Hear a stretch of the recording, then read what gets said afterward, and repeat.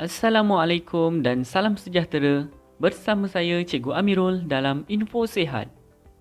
Tajuk kita pada kali ini ialah patuhi waktu makan.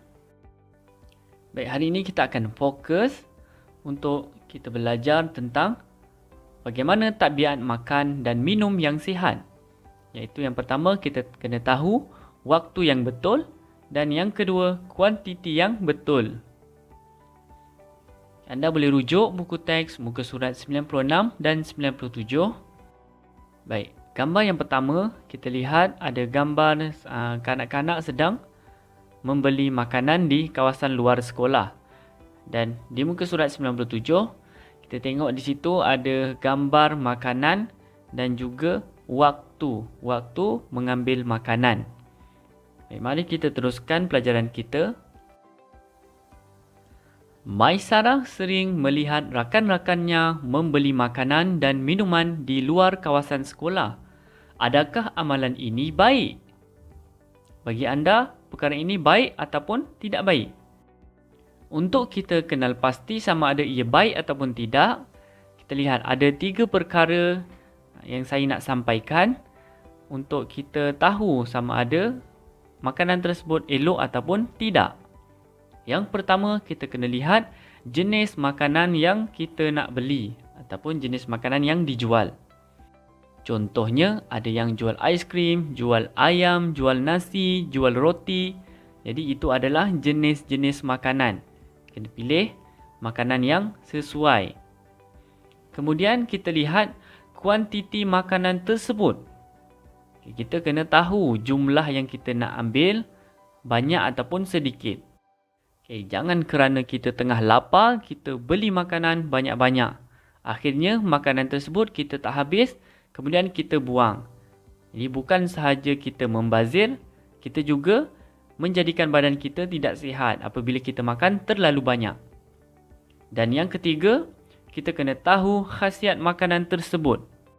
Apa kebaikan makanan tersebut? Jika makanan itu tidak memberi kebaikan yang banyak kepada kita, contohnya seperti makanan segera ataupun jajan. Jadi makanan tersebut kurang elok untuk badan. Jadi seelok-eloknya kita hindarkan daripada makan makanan tersebut. Tetapi jika makanan yang dijual tersebut seperti buah-buahan, jadi kita boleh beli sebab buah-buahan baik untuk tubuh badan kita. Baik, yang seterusnya, bagaimana kita nak tahu makanan itu sesuai ataupun tidak mengikut waktu yang kita nak ambil. Baik, kita lihat pada muka surat 97. Baik, dalam gambar ni disertakan contoh menu sarapan pagi, sarapan tengah hari pula. Makan tengah hari dan minum petang. Seterusnya, menu tengah malam, menu makan malam. Jadi keempat-empat waktu ini mempunyai kandungan ataupun kuantiti makanan yang berbeza mengikut keperluan waktu itu. Baik, mari kita baca arahan. Bantu Maisarah untuk makan dan minum pada waktu yang betul serta mengambil kuantiti makanan dan minuman mengikut keperluan. Baik, kita lihat satu persatu gambar yang disediakan. Kita tengok menu sarapan pagi. Baik, ada 3 menu yang disediakan sebagai contoh sahaja. Yang pertama, roti dan susu. Gambar kedua, bijirin dan susu.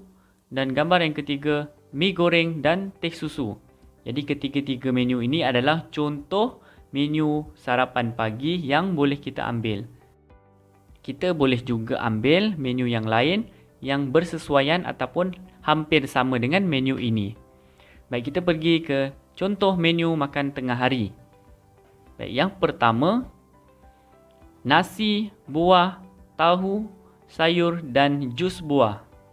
Yang kedua, nasi, buah, makanan laut dan air kosong.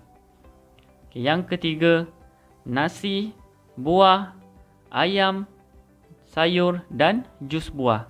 Ini adalah contoh menu makanan tengah hari. Sama juga, kita boleh ambil menu lain yang hampir sama dengan menu ini. Seterusnya, contoh menu minum petang. Ada 3 gambar. Okey, gambar yang pertama, biskut dan susu. Gambar yang kedua, kuih dan jus buah. Dan yang ketiga, kuih dan air teh panas. Jadi ini adalah contoh untuk minum petang. Dan yang terakhir, contoh menu makan malam. Yang pertama, nasi, buah, ikan goreng, sayur dan air kosong. Yang kedua, nasi, ayam goreng, sayur dan air sirap. Dan yang ketiga, kuih, bubur dan jus.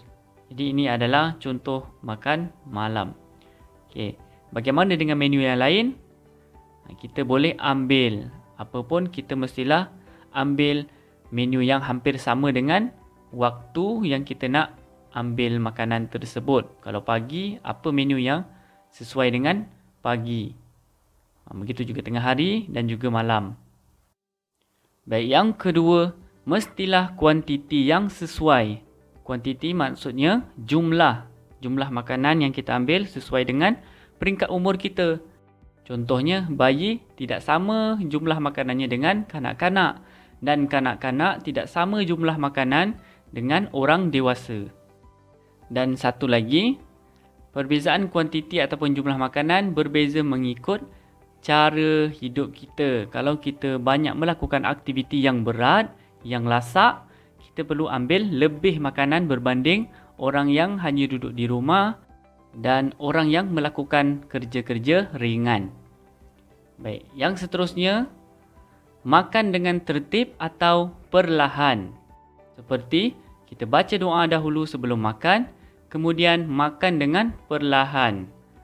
Kita tidak digalakkan makan dengan gelojoh kerana banyak perkara buruk boleh berlaku seperti tercekik. Jadi itu adalah perkara yang bahaya dan boleh membawa maut. Kita boleh mati jika kita tercekik makanan. Jadi makanlah dengan berhati-hati, dengan perlahan, mengikut kuantiti dan waktu yang sesuai supaya kita dapat mengelakkan penyakit dan juga kita dapat hidup lebih aktif dan sihat. Jadi ini adalah cara makan yang betul, iaitu makan bersesuaian mengikut waktu, mengikut kuantiti yang sesuai dan makan dengan tertib ataupun dengan perlahan. Baiklah, itu sahaja perkongsian saya pada kali ini. Selamat belajar dan selamat membuat latihan. Jumpa lagi pada video yang akan datang. Assalamualaikum warahmatullahi wabarakatuh dan salam sejahtera.